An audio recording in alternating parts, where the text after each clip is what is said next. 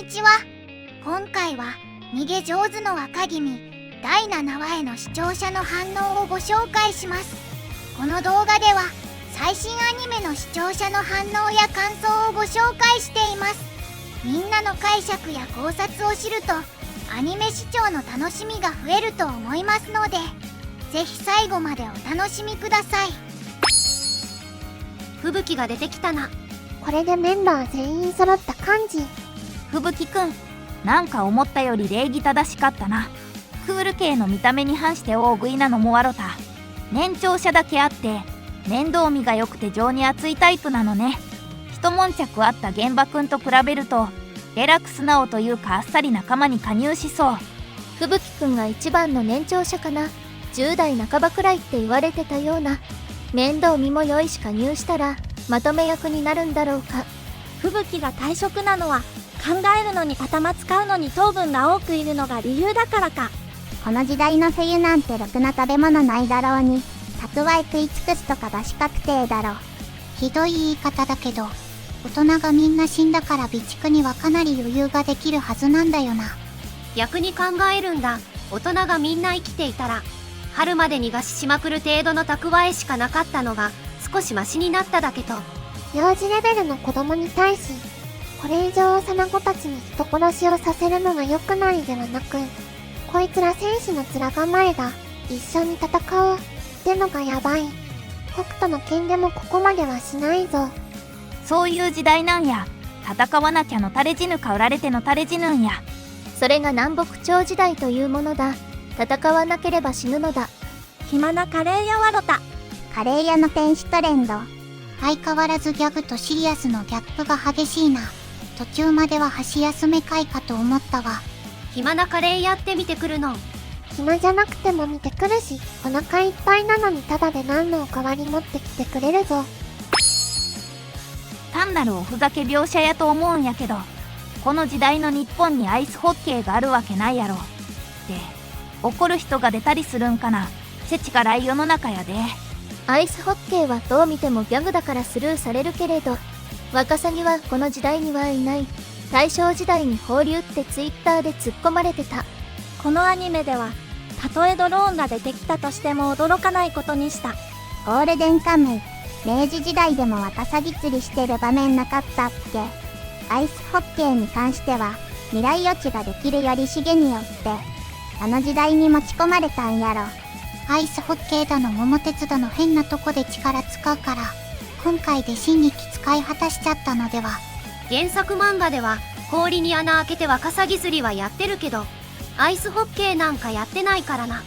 このアニメって原作にない面白ネタやら凝った映像をぶっ込むよな。でも暇なカレー屋は原作準拠。諏訪湖って最近は全然凍らないよね。最後にガチガチに凍ったのって18年だったっけか。八剣神社が700年くらい諏訪湖の凍った記録をつけているらしいけど、平成に入ってから急激に凍らなくなったようだ。未来が見えなくなる時期来ちゃったって生理みたいなもんか。頼重には時行が鎌倉奪還する未来が見えているのだろうが、その先のことを考えると修羅の道に導いたひどいやつとも言える。中山の章ってどのあたりだろうな。生坂村あたりとか。松本市中山だな。霊園のあるところだな。地形もあんな感じ。諏訪大社神社から松本市中山あたりまで道路が整備された現代でも徒歩で7時間はかかるな。現場がおそらく塩尻出身だからそのさらに先やな。今でも難所の塩尻峠を気軽にポンポン越えるな。移動シーンに尺割いてもつまんないからね。俺は登山動画で酒を飲めるけど。綾子のこのカット美しすぎでしょ。綾子さんの晒しはダメだろう。放送しちゃダメだろう。綾子の晒しに興奮してた視聴者どれくらいいるんだろう。アニオタの8割くらいは女子高生が好きなので、10歳くらいの綾子はストライクゾーンの対象外なんじゃね。知らんけど。アニメ化されない範囲だろうから散らばり。綾子は作品内基準でなんと子作りしても OK と思われるほど発育いい。綾子ってお色気枠でいいの。そもそも9歳児にお色気担当させたらコンプライアンス方面がうるさいぞ。だんだん仲間の平均年齢は上がっていくから大丈夫。綾子は怪力だから筋肉キャラだと思ったらスリムだった。どこからパワー出てるんだろう。綾子ってえらく発育よくね。時行様たちと同い年には見えないような。フィジカル強めなので、発育良いのもまあ納得ではあるんだろうけど、現代と比べるとあの時代は、そこまで栄養状態良くなかったであろうことを考えると驚きだね。綾子は胸に巻いたさらしでもわかると思うけど、9歳児にふさわしい。まな板胸男に都合のいい方面で発育が良いわけではなく単なる健康有料児なの。原作漫画だとお色気方面は、3人の巫女さんのうち光、胸大きいと誉れ。小笠原が真面目に喋るところかっこいい。渋いよな。面白設定持ってるくせにちゃんと武将のシーンはかっこいいのずるいよ。声れっちゃいわ、召喚殿。召喚の声誰だった？東内弘樹。いやありなんなん。若君の一派が長者党というように、召喚入道は正義党って名前のグループだから。虫や集合体調不詳の人にはきつい話だな。額に仏の字入ってる人、顔の入れ墨がフランス国旗の赤白青ってこと。仏がフランスで国旗ペイントだったのはアニメで初めて気づいた。あれフランス人じゃないし、仏って書いてあるのも仏教の仏様って意味だし。トリコロール。そうだね、あの時代にあんな鮮やかな青の染料あったかな。ははは。蘭道校ならあったかも。南無阿弥陀仏って言っておけば仏様が悪事全部許してくれるとか、聞いたことないな。俺が無知なだけ。自分は学校でやった。念仏とないりゃ極楽行ける。と簡略化され、庶民にも流行った。それがちょうど鎌倉あたりだった記憶。何宗だとか坊さんの名前は忘れた。鎌倉仏教の一つで浄土真宗、親鸞、悪人書季節とかセットで覚えるな。戦国時代好きなら後の一向中のこと。細かいとこだけど、漫画だと前回の引きだった召喚の生首師を今回の引きにするために、死体の山に死んだふりしてたやつが紛れてたことにしたのうまいな。召喚が唾を吐いた相手が嫌悪感に思わず反応して、というつなぎもうまいと思った。来週は6人の侍かな。土砂降りの黒い雨が降るといいな。長者党が諏訪を狙う貞宗軍を相手にしながら護衛に密偵。そして軍師ゲットと次々と兵力を拡大していくテンポの良い展開が心地よい。おまけに敵も味方もキャラが濃すぎて、飽きる暇がないのも素晴らしいのです。笑い。ふぶきくん登場。待ってました。長者党で一人だけ年長者。いちいちカットが魅惑的。食事の一シーンが秀逸。しかしアリがうごめいていて、えぐい。残酷シーンももちろん容赦なく描かれているのですが、それとはまた違った怖さです。じっと見てくるよりしげ様も良かった。子供でも知恵と工夫で立派な戦力になるといえば聞こえはいいけど、幼子にそれをやらせる戦意高揚、戦略戦術を教える才能、その上短期でも強い指揮官となると、最悪のゲリラ戦指揮官というべき存在なんよ。アリー・アルサーシェスと同類。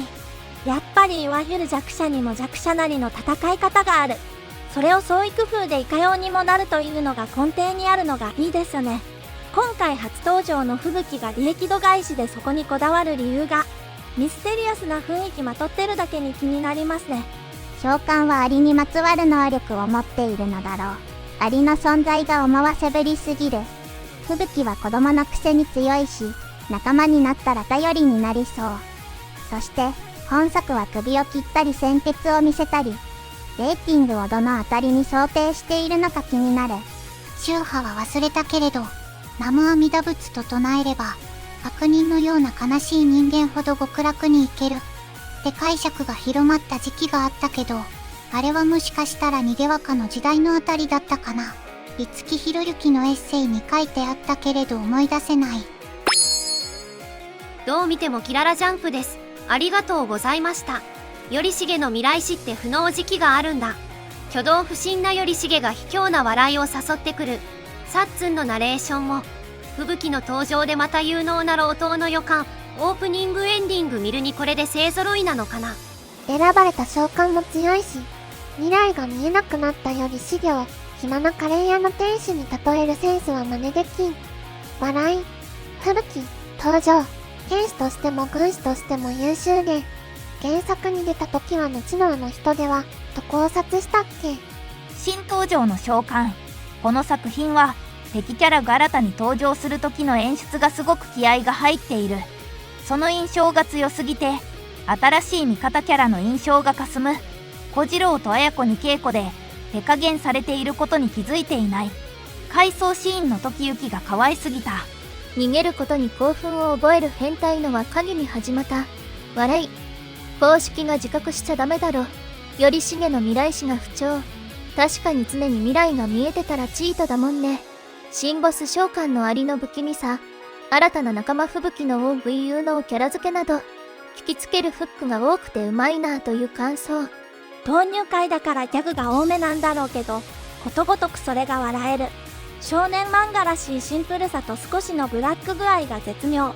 メンタル弱くなった頼重がハイライト。話の進み方もかなり早いが、やることをちゃんと済ませて次に進む親切な設定だから違和感がない。面白いです。歴史物語だから過去の話ではあるけど、現代よりもより神の力がそばにあったであろう時代感を生かして、新力として未来予知という非現実的な力を自然に取り入れつつ、その未来予知を現代のエンタメを採用することに使うことで、ギャグのキレも増し続ける作り、本当に天才すぎる。最後までご視聴いただき、ありがとうございました。皆さんのご感想や注目ポイント、考察などありましたら、コメントで教えていただけると嬉しいです。このチャンネルでは、最新アニメのみんなの反応や感想をご紹介しています。